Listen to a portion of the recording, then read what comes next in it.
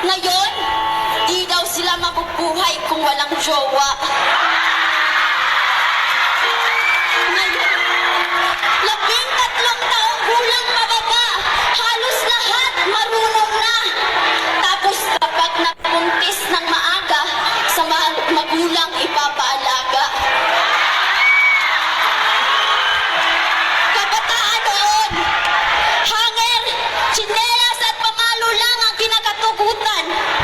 Kabataan na yon, kung makasagot, wagas at makapaglayas, akala mo may kaya ng ipamalas.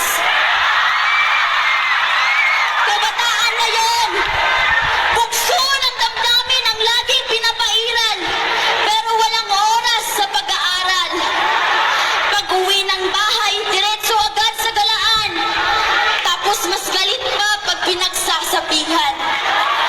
Karamihan na yon, wala nang dignidad, respeto at prinsipyo.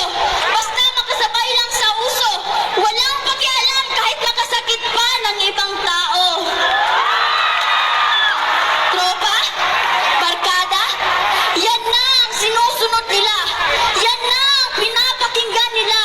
Ni hindi man lang naisip ang hirap ng mga magulang, may taguyod lang ang kahirapan.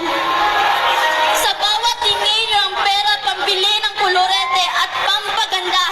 Sa bawat kupit nyo pang computer, sa tabing kalsada ay katumbas ng pawis, dugo at luha. Nadulot, nahirap, na tiniis, may bigay lang ng magandang kinabukasan ang nasabing kabataan.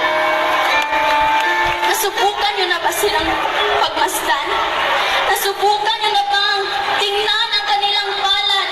Tingnan kung gaano kakapal ang kanilang kalyo. Kakatrabaho, maibigay lang ang mga luho mo. Na halos ikapang kanila sa kahirapan, tapos ikaw, nagbabagapang lang. Iho, iha, naturingan tayong pag-asa ng bayan, pero ba't nagiging kabaliktaran? Bakit parang tayo pa yung nagiging problema sa lipunan? Oo, kabilang na rin ako sa bagong henerasyon na